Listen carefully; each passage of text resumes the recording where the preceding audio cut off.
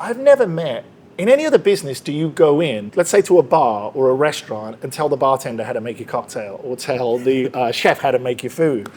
But there is this thing in coffee where people are like, no, I like it exactly like this, or I want it exactly like this. And they often will teach the barista how to make their drinks for them when the barista's like a professional that's been making drinks forever. And some baristas don't take too well to being told how to make their drinks. But I guess the point I'm making is people are very specific with how they want their coffee. And I think more so than perhaps anything else that they drink or consume.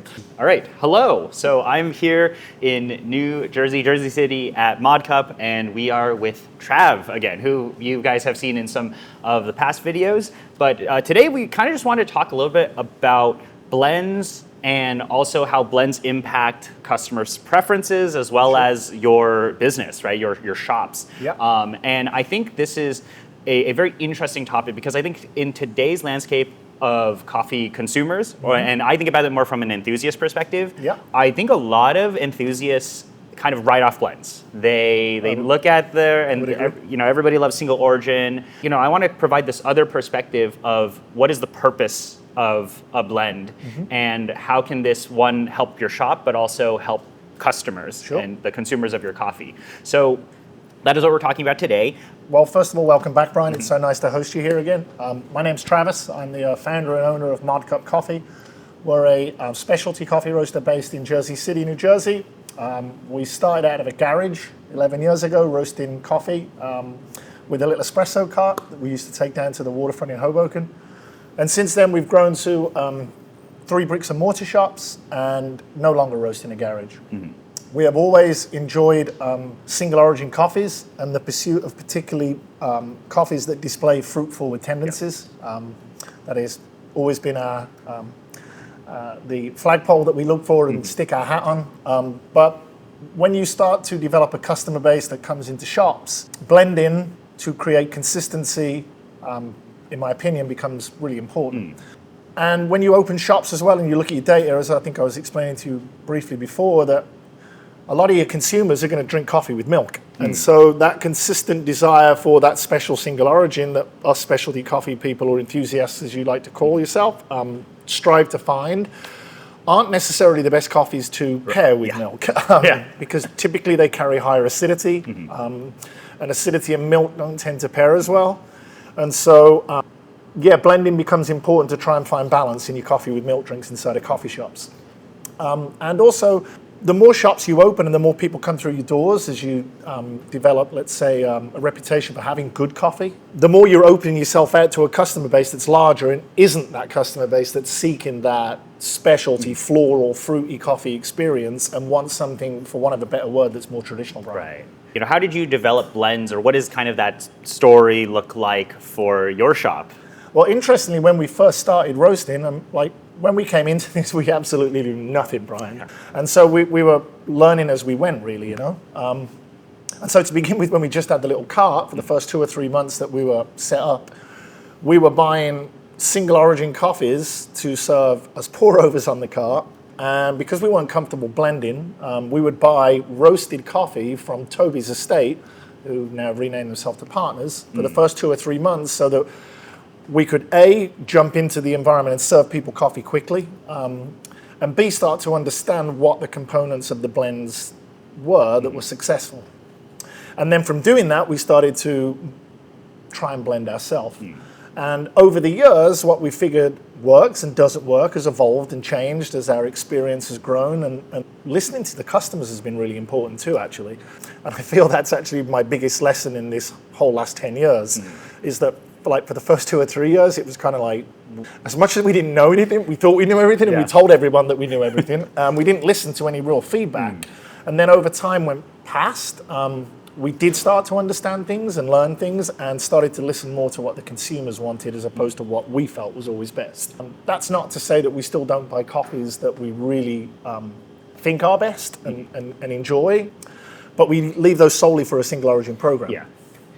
I mean, I think what you've described a lot is just catering flavor profiles and building kind of blends. I mean, eventually, what you've done across the last 10 years is listened to feedback and looked into, what do people like, and I think what I have seen, and I do see this nowadays with a lot of roasters, is they'll have a variety of blends, different blends for people who want maybe a dark roast blend, medium, espresso, all of that. Sure. But I think in recent times, at least this is what's interesting to me, is some of the more experimental blends, and I kind of just like, why did you go in that direction? Well, I'd like to touch on firstly the idea of going darker in coffee, right? Because it's kind of like, in our industry, at least 5 years ago, you didn't do that. Like, you know what I mean? Like, you can't take good coffee and burn it, for want of a better word. And what we've come to understand is that you can take good coffees with high sugar content and develop them to caramelize the sugars that are inside of them and make them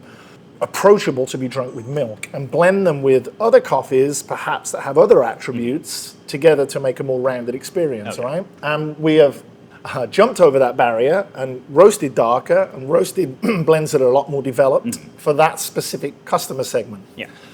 But then on the back of that, knowing that we still have this customer segment that are real enthusiasts and want that really fruity floral experience, the last 2 or 3 years with the explosion of really novel experimental processing techniques by the producers we work with has allowed us to take some of those coffees and use them for their single real high note attributes to blend into lighter roasted blends that are cool, mate. yeah, they're really cool. They taste amazing. I mean, in recent times, there have been a few blends of yours that have a mix between some co-ferments and washed, and you can really tell how those coffees interact with each other. And I'm tasting something here, but it's like these are coffees that work well. And the main thing with the blend that I do want to emphasize is its stability in some sort of sense. Yeah. And I now want to shift gears and talk a little bit about what is the purpose of the blend, both from a flavor profile perspective, but also how does a blend actually affect your logistics, your business, all of that. Well, first of all, when you start to create blends, it allows you to buy a much larger bulk of coffees from producers that you're working with, which allows a consistency then over the space of an 8 or 9 month period once you've bought in a larger amount. And you can, if you're buying the right coffees, utilize them in 2 blends, 3 blends, and balance them with something else. Do you know what I mean? Yeah. So like we work with Equation to bring in a community Huelia lot, which has some really nice sugars. It has some citric elements to it, and we can use that as a base, if you like, to anchor other things on top of. And the stability of knowing that coffee is locked in at a price, and that we've got a large amount of it to last us for 8 months, allows us to project forward. I see. And make better financial decisions as a company to the more experimental and single origin lots. But I do feel that you need, again, just my opinion, you need cafes to really be able to do this. Because a lot of that sales of those blends is going out, yes, in bags, but a lot of it's going out in cups too, Brian. Yeah. So we contract a large amount with Equation for the base of our espresso blend. It's also the base of our in-house drip blend. And then we highlight on top of that community lot from Colombia, generally Ethiopian coffees. And we'll choose washed or naturals, depending on typically the brewing method we're going to be using inside of the cafe. Right, okay. So what you're hearing there is, a choice of coffees and basically building off of that to one for projection of one inventory, but also usage across the different cafes. Because once you open up more cafes, you're going to need. There's a demand for coffee that one needs to exist based on how many cups of coffee you're selling. Yeah, and it needs to be consistent. Yeah, can't change. It has to be consistent. Okay. And what about talking about that from more of a flavor profile perspective? Because I think a lot of roasters have like house blend, right? Yeah. And the components in said house blend will most likely change across a season or a year.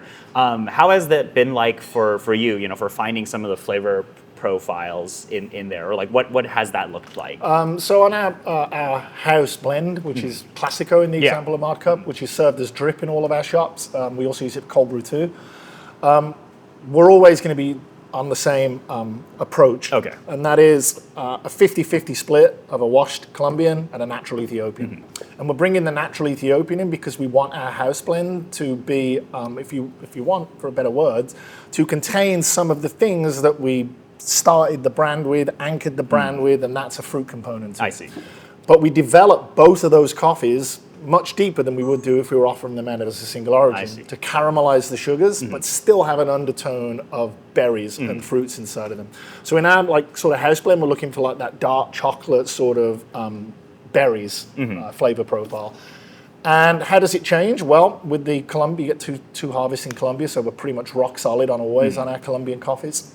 Ethiopia, you have to project a lot more. It's difficult because one coming in one time a year. And, so we're trying to project for a good 8 to 9 months of how much of that natural we're going to need. I see. And lock in, Okay.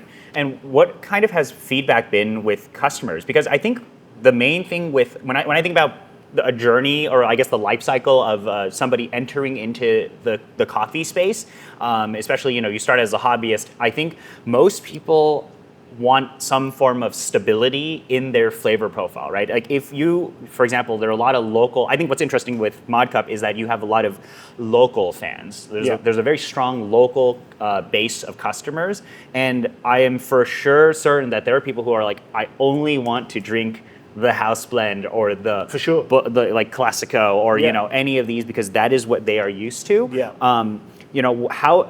Why do you think that is? Like, why do you think people like stability in terms of flavor profile? Yeah, it's interesting you asked that. You've made me think straight away to something that I discuss with people. Like, I've never met, or in any other business, do you go in, let's say to a bar or a restaurant, and tell the bartender how to make your cocktail or tell the chef how to make your food? But there is this thing in coffee where people are like, no, I like it exactly like this, or I want it exactly like this. And they often will teach the barista how to make their drinks for them when the barista's like a professional that's been making drinks forever. And some baristas don't take too well to being told how to make their drinks. But I guess the point I'm making is people are very specific with how they want their coffee. And I think more so than perhaps anything else that they drink or consume. And so having a consistency of what to meet the expectation of what people want is really important on a first thing that people drink in the morning. So yeah, it's really important to have that consistency of flavor profile, which is why it's really important to try and lock in enough of that coffee from a harvest to last us for the amount of time we need it. I see. And in terms of across the kind of past 10 years, the way I always think about blends, in addition to that part, is also kind of the numbers perspective, where the blends are really also a very stable form of revenue as well. So yeah, 100%, Brian. Like all of the programs that we try and introduce, like so for example, Deep Cuts is a program which we've introduced in the last 6 or 7 months, which is us really trying to chase really, really high-end coffees from super well-known producers inside of this field. We're only able to achieve that if we have a base of finance that allows us to buy those coffees. Right. And there's no question that the base is our blends. They're kind of like, to use a soccer term, they're like our back four. They keep the wolf away from the door. They pay the bills most of the time. And allow us then to be creative in the chasing of more exotic and, let's say, flamboyant strikers. Yeah. I think this is an observation of, I would say, post-COVID world where I see a lot of new people come in through coffee, like myself, or we come from the Enthusiast community, you get in, and there are people who want to open up their own roasteries and open up their own shops. And there has definitely been a perspective of people, like we mentioned at the very beginning, who want to avoid blends. And personally speaking, I think running a new modern micro roastery or new shop in today's landscape, which I think is incredibly saturated, it's really difficult if you only want to do single origin drops. And I think it's kind of interesting because I do think when I talk to some of these founders of these roasteries, there is an unreasonable mentality where they don't want to compromise. Like they think that if they are featuring blends, they're compromising experience or quality in some sort of way, which I don't know. I don't know because I don't speak to that many other owners, but I definitely get the impression that there's a reluctance from people to move into the blended field because they see it as what would be the word? They don't see it as the craft.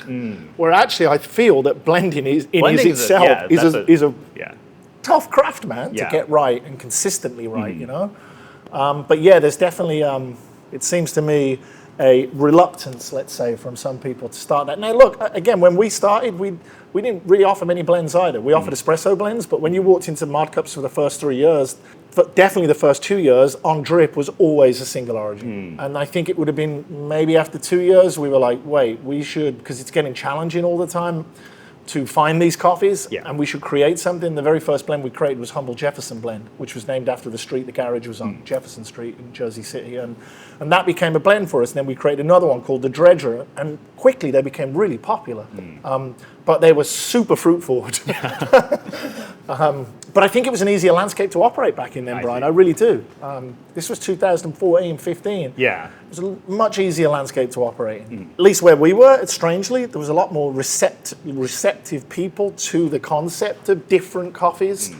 And I feel that whilst that still exists, I think that people have found what they like now, especially coffee has been around 7 to 8 to 9 to 10 years. Yeah, I definitely agree that in today's landscape, definitely it is pretty rough, there's kind of a divide where I think there are still a majority of consumers I still think like stable flavor profiles, but then there's, I would say, the high end or the enthusiasts, people like me who are chasing these, very expressive flavors and all of that. But I real quick, since but actually, let me just jump in on that. Yeah. I remember reading an article by what's that Japanese dude who owns that really what's the coffee shop? They're in London now too, where it's like it looks like a Stanley Kubrick wooden box as you go in there.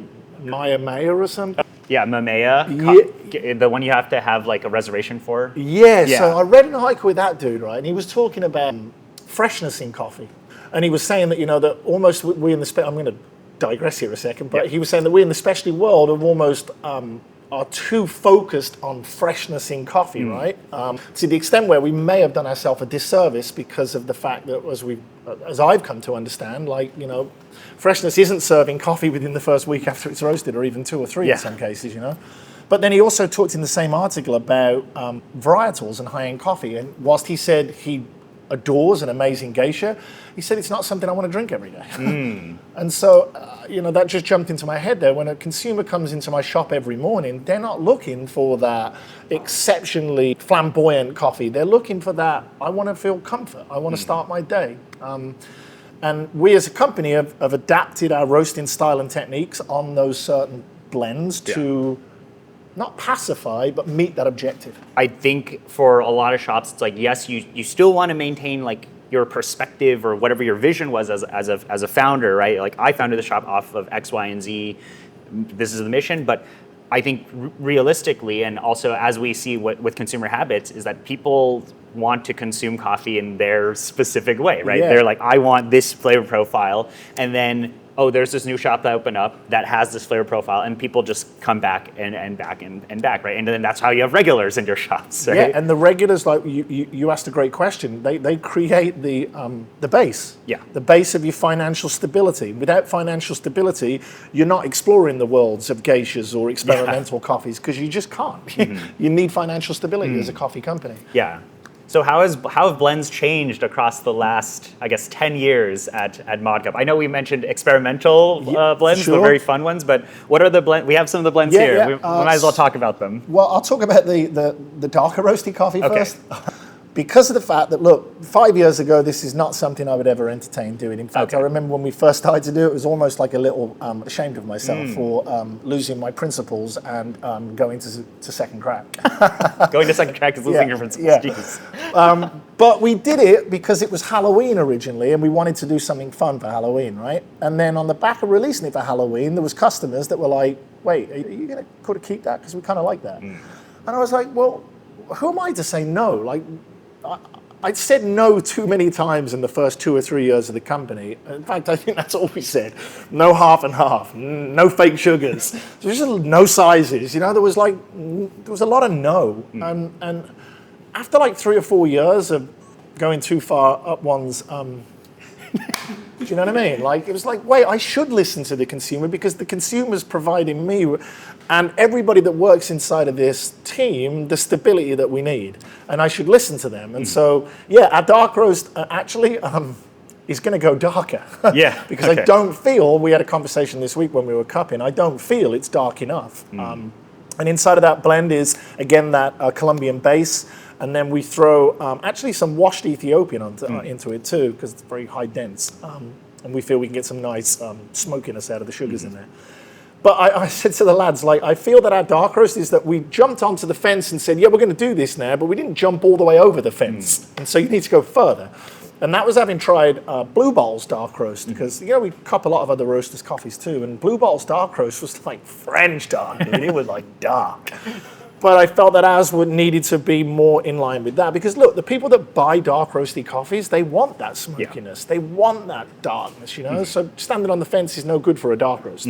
But yes, that's our dark roast. Next in our lineup would be Classico, which probably might be right now about our most popular coffee blend, which is a 50-50 split of Colombian and natural Ethiopian. Developed long. You can't taste any roastiness on it, I don't think. But it's full-bodied because of the natural in it, and it's got some really nice dark chocolate notes in from the sugars that are caramelized and some berry and winey undertones. We use that as a drip in all of our shops, and I feel it's just a great, start your day coffee. I see. In fact, that's what I like to drink in the morning too. I'm not coming in and making pour-overs, I'm having Classico. That one, okay. And all of our designs, by the way, this one kind of looks like an Eastern European, 70s record, are all designed by the in-house designer Jefferson, who's an absolute music fanatic. But yeah, Classico is like a solid morning, full-bodied, nice and sweet, some berry undertones. So it does straddle some specialty in there because it does have some fruit undertones, you know. The next blend that we use in all of our stores for espresso is the Secret. It used to be called Secret Affair. We just dropped the affair off of it, maybe to try and be a little bit more conscious. So it's just called the Secret now, and that is again Colombian base. And then we're using a grade 1 washed Yirgacheffe from the Domrossow sisters. And we've been throwing into Secret Affair as well a tiny bit, and you might think we're crazy doing this, of Wilton Benitez's Sidra, a thermal shark. Oh, in here? Yeah. Just for sweetness. You won't taste it because that coffee's like crazy roses when you drink it on its own. And you might think, wait, you're throwing in that's a super expensive coffee, but we only throw a little bit in, and I feel it just adds a little sweetness to it. If you want to talk in roast levels, which we never used to talk in at Modcup, in fact, when anyone used to come in and be like, is that light, medium, or dark? We'd be like, we don't really want to talk in those terms. But if we are going to talk in those terms, I'd say this is more of a sort of a light, medium roast. Yeah. The Classico is sort of a medium, maybe medium darker-ish kind of roast, and the Prince is straight up dark. Yeah. And then the really fun blend, which I'm holding here, is Balearic, named after the Balearic Islands outside of Spain. They don't grow coffee there, but what they do have is a hedonistic appreciation of fun and life. So that's why we named it that. And yeah, we used a washed Yirgacheffe in there, grade 1, really tea-like, some really nice it's got some green tea vibes in it actually at times, and then other times it's got some like jasmine notes in, and then we throw into it an experimental coffee. Yeah. I mean, this is really what I kind of have seen, at least from the Enthusiast side, where it's like a lot of some of these roasters are now tapping into building these types of blends, which I think does straddle the line between people who are, hardcore enthusiasts. Like some of these hardcore enthusiasts will go and try these coffees. Yeah. But it's really like these are coffees where you can kind of easily buy because it's a blend and it's always around, and you can get them for your friends and all of that, and be like, this is what coffee can taste like. Totally, it's totally fun. That. Yeah, I love doing that with people who are only used to, let's say, more developed and traditional style coffees, because you throw that down on the table like, this is what coffee can be, and they're like, holy shit, that's crazy. Yeah. So, and I feel also, Brian, on the point of like experimentals, and we've started to buy lots of those in the last sort of 3 or 4 years as they become more prevalent with producers that we work with. And on their own, they're an amazingly mind-blowing experience. But actually, I'm starting to think myself as a business owner, they're really expensive coffees, right? And your margins on them are less because I feel coffee has an elasticity. There's a certain price point where most people won't go past. Yeah. And so they're really great to buy and try and sell as a single origin, obviously to the enthusiast at that price point, but you can also use them to throw into blends, and for want of a better word, like pimp blends and make them really fun. Yeah, and also sometimes their coffees are so overwhelming that they do need some sort of blend component to help tame them. Yeah, well, definitely. Yeah, some of them are too crazy. Yeah. Yeah, but you know, I do want to also mention this because I think what's been interesting is because you've built this base of coffees, you know, of the blends. That and those 4 are stable. Yeah, so these are stable all around. Is that this has allowed you to now have the revenue stream to purchase other coffees, to do the single origin, to do very fun things like deep cuts, which actually, can you talk a little bit about the deep cuts? Yeah, program? so actually deep cuts was, as a concept, was as a result of meeting you, my friend. When I met you at SEA, I found you to be a fascinating, passionate character, and had a lot of wisdom too, that I was like, what you were telling me made a whole lot of sense. And that was essentially, you have good coffees, but you're very sporadic in the way you release them and you should be more focused. To which I was like, he's right. And, you know, I took that on board and I came home and I thought about it and thought, you know, rather than me being sporadic in my releasing of coffees and sporadic in my buying of coffees, I should be much more disciplined and thought out with my producers in letting them know what I want, when I want it, and release them along a structured drop schedule, so to speak. And so we developed a program called Deep Cuts. Deep Cuts essentially for those deep cut, rarer coffees, like it's a record reference, again, as most things are here. And so, yeah, what we do is that we seek out coffees that we think are really exciting, small, limited edition releases, primarily because they're small batch productions by the farmer. We ask our consumers to sign up online, and then on the first day of the month, we text them a code, and we make that coffee available if you have that code online. Okay. And we've been doing it 6 months now, and we've worked with 3 or 4 really esteemed producers inside of our industry. To name just a couple, Café La Granja Esperanza, Wilton Benitez, Pepe Gijon. Yeah, what is that next coffee for Deep Cut? I mean, first of all, Deep Cut's very, very, very cool program. I love the concept of having curated coffees of very high caliber that, I think it's fun that you make people text people the password and all of that. But what has the feedback been like on that? Like, do people like it, or? Well, I can only tell you that we have a lot of repeat customers buying. Okay.